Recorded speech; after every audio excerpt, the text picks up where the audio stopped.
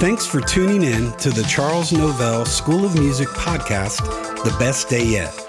Here you'll find tips, insight, and information to help your music and your ministry succeed.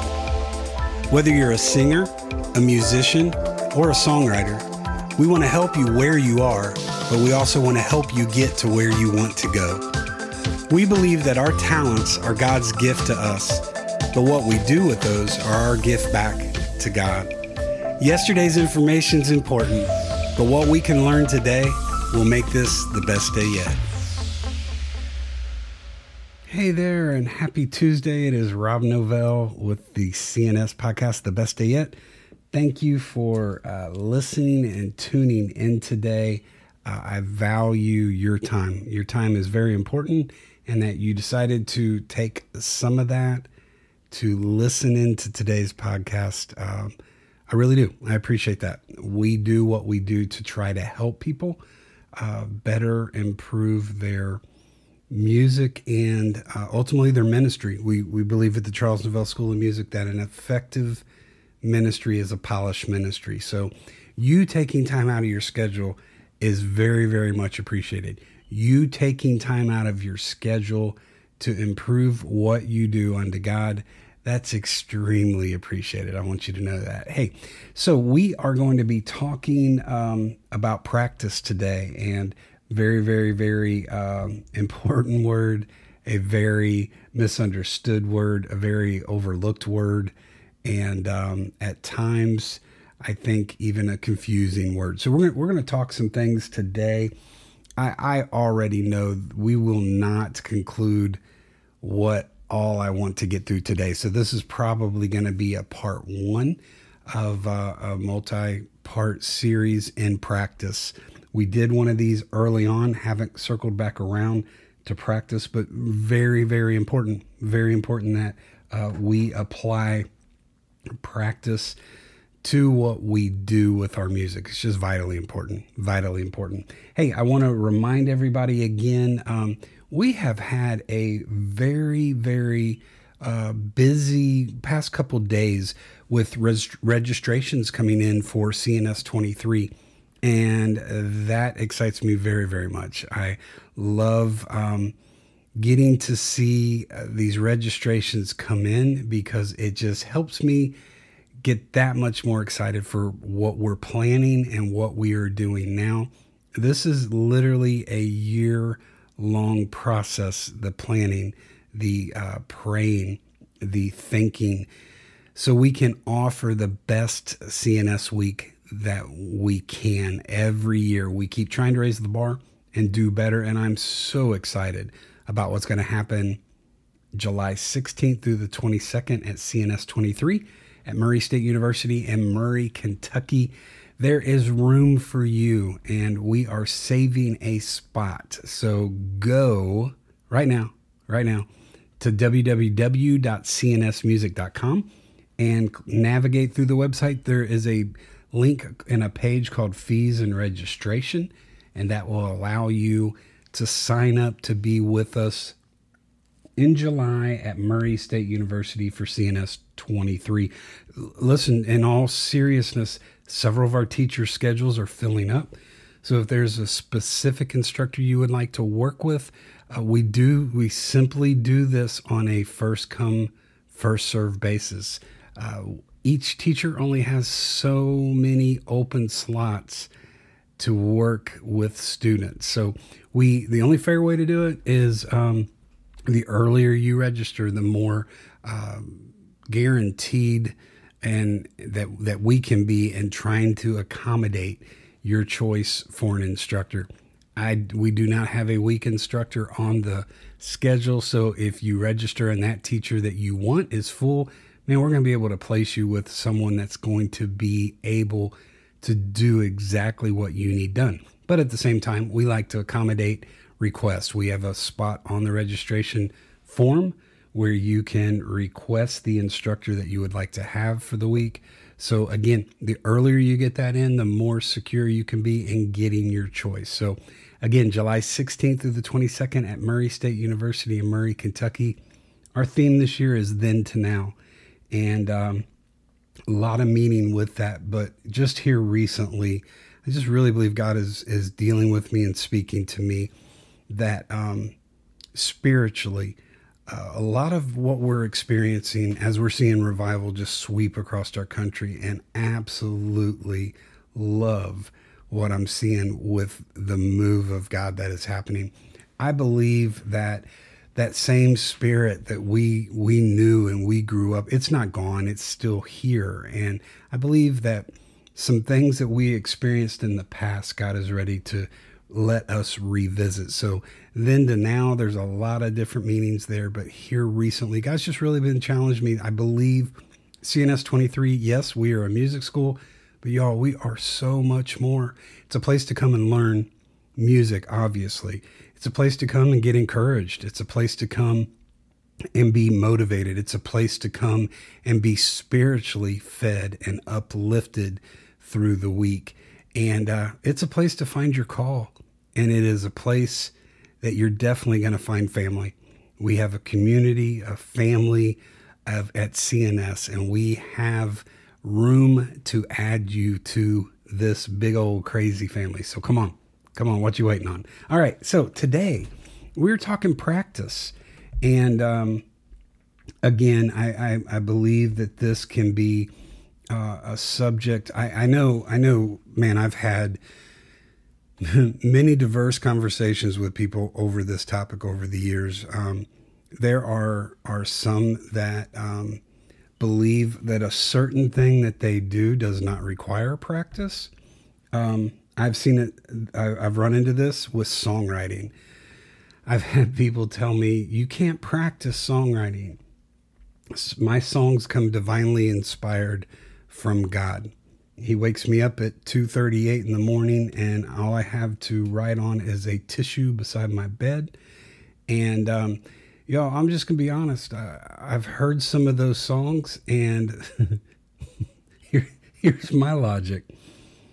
It wasn't necessarily, maybe after what I just heard, it may not have been God waking you up at 2:38. It may have been the Taco Bell that you had at 11 p.m. before you went to bed. So listen, you do. Songwriting it's a skill. It's a craft. It is something that you have to put effort into. You have to practice. I've had vocalists tell me that they talk all day. So they're utilizing and warming up and exercising their voice by talking. That's not the case. We talk and sing from a different place. So it's important vocally as well to have a practice routine. Instrumentally, there is no way around it unless you are just content on your level of playability right at this present moment. If you have succeeded and you have arrived, then don't practice. If you are as good as you want to be, you're right. There's no reason to practice. But listen, if you want to grow, if you want to stretch yourself, if you want to expand, if you want to reach into new areas, you have to practice. You have to put the time in. So I want to give some tips today that I think can really, really help in the area of practice. So let's start right off the bat. Warming up.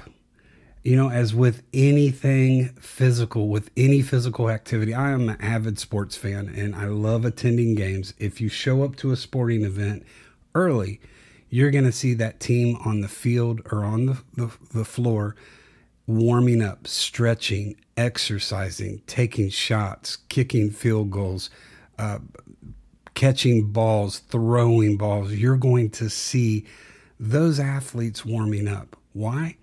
Because they don't want to get into that game and hurt themselves. So it's just as vitally important that we take the beginning of our practice session to warm up. I tell my students this way, make the first 5 to 10 minutes of your practice sessions warm-ups. There are several things you can do. As a pianist, there are scales that we can play and we can practice. And we can accomplish multiple things at the same time as we're going through scales. Scales are, and technique finger exercises, there are short-term and there are long-term benefits and effects by taking 5 to 10 minutes out of your practice schedule every day to do them. First thing, short term, they're going to do is literally get you warmed up, get your fingers ready to go. I have noticed so many times, if I am in a situation where I'm called up to play cold, I don't feel as effective with my performance as if I know that I'm going to be playing, then I have done some type of warm up prior to setting down at that instrument. So take 5 to 10 minutes of your time.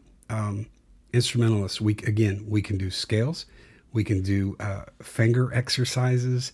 One thing that I do as warm up, I will practice some of those hard areas, some of those more intricate, detailed runs or scale passages or cadenzas in the piano world. I will practice some of the things within some of my songs. I will utilize that as warm-up material. So there's so many different things we can do. Vocally, there are all kinds of warm-ups and vocal exercises that can be done.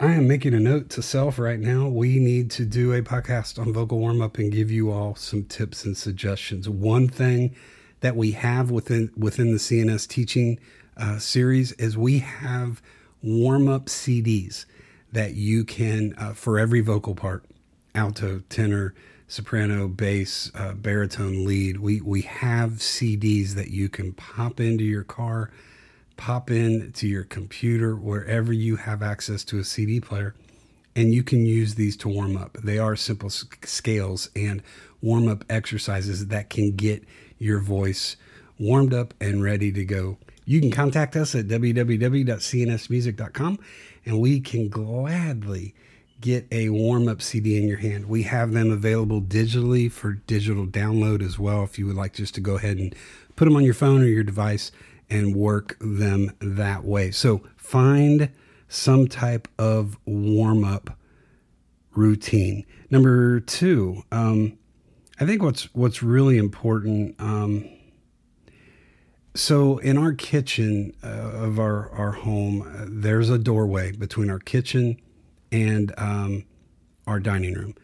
And if you were to be in my home and you were to look at that doorway there, you're going to see several marks on the side of that doorway where over the years we have marked the growth of our kids, and even you all, our 4-legged kids, our dogs. We have marked there where and dated so that we could see as a benchmark the progress, the growth, what has transpired over the years. We need to do the same thing with our practice. We need to set goals, set easy to reach goals while you're practicing. Again, these can be things to help you gain confidence in your playing. These goals should be something as simple as, you know what, there's this one passage in this song that I have a hard time every time I play it. So, the goal this week is to get that fixed. It's to move past that. It's to get that accomplished. There may be that one line lyrically that you get a word messed up every time you sing it. You know what? Set a goal this week in your practice session to fix that spot. So set easy, small goals that are easy to reach. And what it's going to do is build your confidence as you go through your practice. Here's one that so as a teacher, I am so out of the box. I'm not that teacher that my goal and objective is to not get a student from cover to cover of a book. We're going to do that. Sometimes that's quick, and sometimes we take the scenic route because my objective is to teach them music. And what I do, born at night, but not last night, you all, I have 40 students, right at 40 students a week here in the Atlanta area. And I have a waiting list at a couple of the academies. what I have done has worked and been successful. And the best advertisement, you always word of mouth. If you do something that someone is happy with what you did and they talk you up, that literally is the best advertisement that you can get. I'm kind of known to be out of the box and to be able to get the most out of a student, because I'm willing to work with each one of my students one-on-one right where they are. If I'm seeing a student lose interest, you know what? I find out what it is that they want to learn.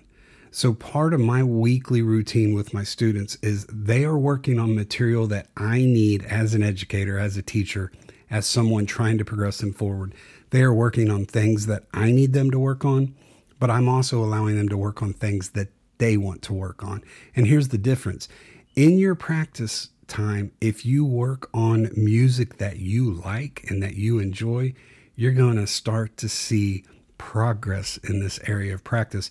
The whole thing with practice, and we mentioned this in an earlier podcast, it's got to be a change in my mindset. It can't be, oh gosh, I have to practice. No, it should be, I get to practice. Man, I get so excited out of those 40 students. If I have a student text me, a parent will text me, or the student will text me, say, you know what, I'm not going to make it to lessons today. There is 30 minutes built-in practice opportunity for me. So I get excited when I get opportunities to practice, because I enjoy practicing, because I know that practice and the hard work and the effort is simply what it takes. The next one here, know exactly what you need to practice. I have had this talk many a times and have taught seminars on this at the school. There's a phrase that, again, back to the sports world, John Wooten, one of the mastermind of basketball, UCLA head coach, all those national championships that they won, he coined a phrase, you play like you practice. And I believe that. I buy into that 110%. But also, several years back, I believe I added something to that. If we play like we practice, then we practice like we prepare. So know exactly what you're going to practice when you get the opportunity to practice. One of the biggest excuses I hear is, I don't have time in my schedule to practice. Here's the thing. Anything that you love to do, you find time for it. It's that simple. And listen, I am preaching at the choir today, because there are times that in order to do something, I have to sacrifice other things. I realize that if I want to do something, I find myself finding time to do it. So find that time to practice. And if you know in advance what you'll be practicing when you get into your practice session, it's going to help you make the most use of your time. I'm not one to tell my students, you got to practice 30 minutes every day. What I want from them is a productive practice. When I grew up, I had to practice 30 minutes a day, and it was, Mom would set the old analog timer on the stove, and Rob didn't move until that timer went off. And to be completely honest, you all, those last 10 minutes, last 12 minutes, maybe at times the last 15 minutes, I was just doing time. I was literally sitting there waiting for that buzz. I was not getting anything accomplished. So I would rather have my students spend 15 minutes of quality practice than sit there and be, just again, going through the motions, waiting for that timer or that buzzer to go off. If you know what you're going to practice when you go into those practice sessions, it's going to help you achieve more. It's going to help you be more productive. Even though you understand what maybe you're being told, you may forget by the time you practice on your own. So another thing that I like to do is all of my students have a notebook, and I write down what their assignment is. Some weeks it's as simple as pages 17 through 22. Other weeks I give them real detailed instruction as to what I want them to do, because they may forget by the time that they get into their practice session. The other thing I encourage my students to do is to practice on the day of your lesson, after your lesson. things are going to be the most fresh in your mind on that day. If you wait a couple of days, you may forget something that we talked about in that lesson. So have a plan. Know what you're going to do when you sit down to practice. Perform. Here's another tip. Perform in a public setting. I go through this with my kids all the time. In my teaching studio, I have a 100% open door policy. The parent knows they are welcome to sit in on that lesson. And there are times that I encourage, and there are times I ask the parent to come in because I want some accountability. I want them to know what it is that Johnny or Susie is supposed to be practicing that week. And if they hear the lesson, they hear the material, they hear the songs. If not, they just hear Johnny and Susie, picking at the piano, and they may think they're practicing, but when they're in there, there's that level of accountability. The other thing I encourage my students with, and I find this out all the time, is, things have changed with technology, electronic keyboards, even amplifiers with our guitars. What I'm finding out, a lot of my students are practicing with headphones, and nobody in the house can hear what they're doing. And some of the feedback that I've got from students is they don't want anybody in the house.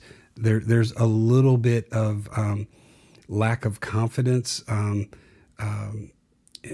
maybe borderline embarrassment. They don't want anyone hearing what they want to just kind of put the headphones on and practice. And now, again, if they are getting quality practice in, I'm okay with that.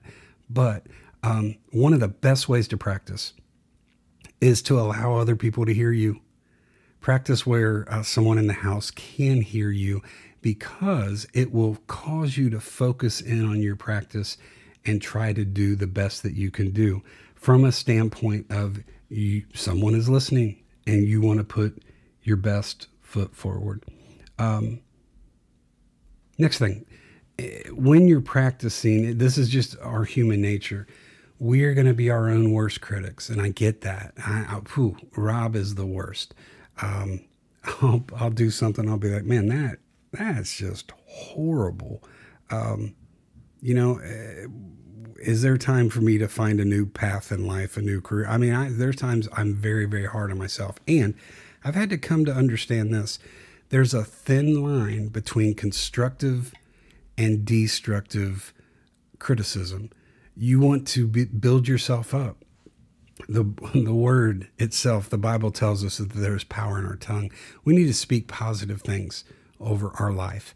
We need to speak positive things over our music. We need to encourage ourselves. Now, critique yourself, yes. Encourage yourself, 100%. But be careful that you don't literally judge yourself too hard. A big reason that people don't continue with a new activity is impatience. We tend to live in a microwave society where we want everything to come really, really fast. Learning a musical instrument, it takes time, it takes dedication, it takes a lot of patience. One of the things that we will easily get discouraged over and cause us to not practice as much as we need to is something may not be coming as quick to us as we want it. We've got to be patient and allow this stuff to come when it is time to come.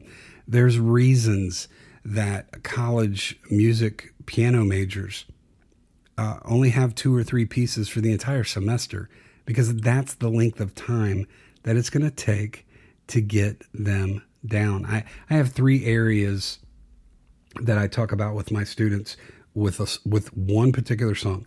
There's the preparation stage, there's the practice stage, and there is the polishing stage. Preparation is where we're learning a piece, and literally from the first time we see it and start sight reading it or start working on the chords, that is the preparation. The practice is where we literally are working it. We're woodshedding it. We're doing what needs to be done. And then the polishing stage is after we get it learned, we are perfecting it to the point that we're ready to go out and perform it. So 3 different stages there that I like to work on with my students. Here's another tip. If you're an instrumentalist, one of the things that is going to help you enjoy your practice is if you have a quality instrument. If you've got that family heirloom piano that's been passed down, it was your great grandmothers that came over on the Mayflower, and it's got sentimental attachment to you, it probably sounds that way. And it more than likely needs tuning. It needs some work done to it. And sometimes we play like we practice because we don't have a good practice environment. We don't have a good quality instrument to work from. These days, you can get a 88 key weighted action keyboard in the mid to high $200 range. That's unbelievable. That's unbelievable that you can do that. And the tuning's going to be good. Everything is going to be conducive for your practice session. The other thing, guitars, you get what you pay for. If you go to Walmart and you buy a First Act computer, a First Act guitar off their toy aisle, guess what? You bought a toy. It's not going to stay in tune. It's going to be harder to play.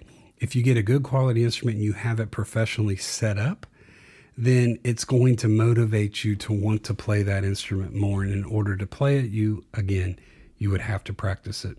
All right, so the next thing, and this is vitally important, I think you need a practice environment that is free of distractions and things that will cause you to get off that path of practice.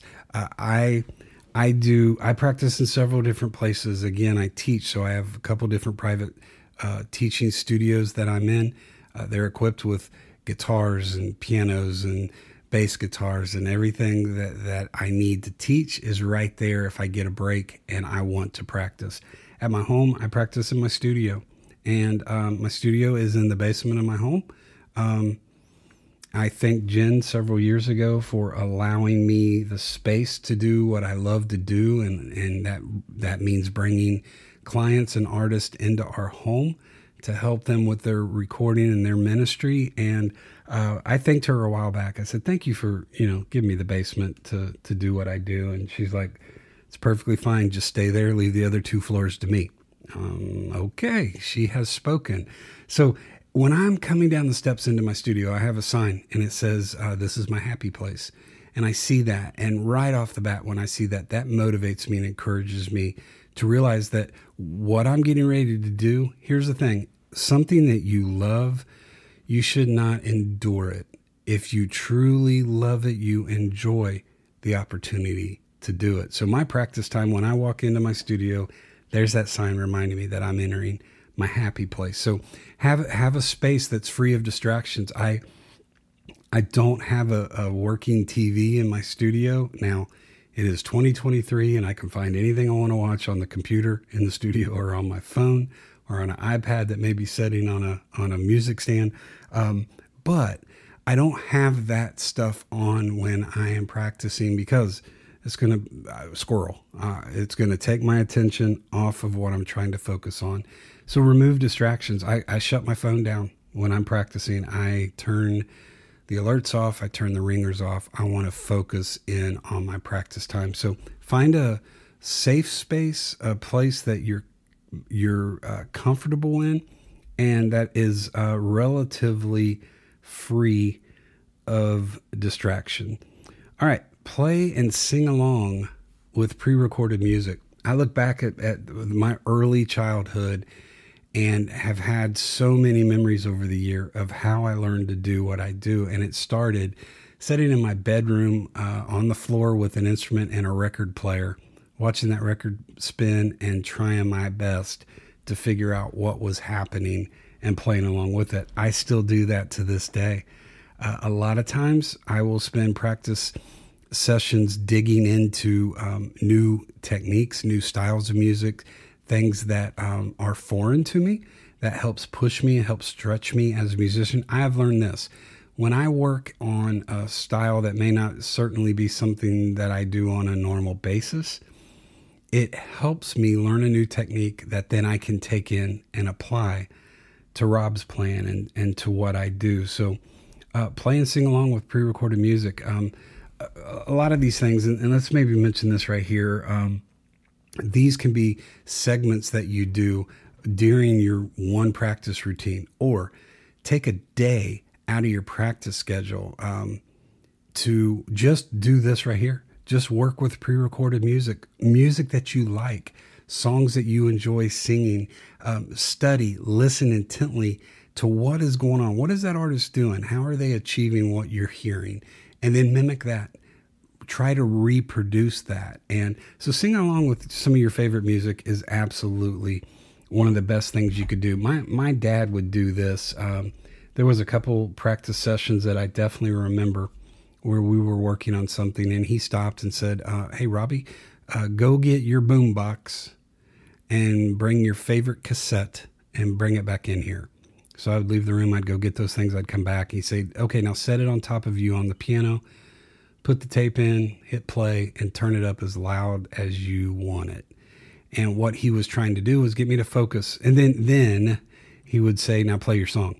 And what he was trying to do was get me to focus on my music and not be distracted by music that I enjoyed. So there's two sides to that. And if you spend some time working that, I think you will see, you'll see progress in your music. One thing I talked about with the student tonight, and we'll kind of probably wrap up here today. Like I said at the beginning, this is going to end up a multiple part. There's so many tips and things that I have collected in my own personal study that I want to share with you. So practice with other musicians. I mentioned this to a student literally tonight. I asked him if he had any friends. We were working on improvisation with him on the guitar, and we're going through the theory end of things. I'm teaching him scales. I'm teaching him modes. We're working minor pentatonic scale right now. We're working on a Dorian mode. And then I talked to him about chord tonal improv, just improving around the notes of the chord that you're on. And so he takes an hour lesson. We spend a good 20 minutes every week. I just play and have him improvise over random things that I play. So I asked him tonight, and he loves it, and he's excelling. He's growing through that. And sometimes the best way to do something is literally just to jump in. So I asked him tonight, do you have friends that are musicians? Sometimes a good way to practice is to get with other people. You're going to encourage them. They're going to encourage you. You're going to help them. They're going to help you. So sometimes practice is getting with other people. It's not necessarily about doing it on your own. So we're going to wrap up here today. Again, lots to cover as we move on. We will circle back around and hit another one of these practice titles over the next couple weeks. So be tuned in and listening for that. And I really, really, truly hope if you will apply this information, I hope that you will start to grow and excel in your music. And when you do that, you will truly find out that today is the best day yet. You all be blessed. Thanks for listening to the Charles Novell School of Music podcast, The Best Day Yet. You can follow us on Facebook, Instagram, and Twitter under the name the Charles Novell School of Music. And for more information on CNS and our upcoming events, like our online school, our weekend regional sessions, our creative coaching, and our pastor's retreat, you can visit us at our website at www.cnsmusic.com. As you've listened to this episode, we hope that you've gained some information that you can apply to your music and to your ministry to make today the best day yet.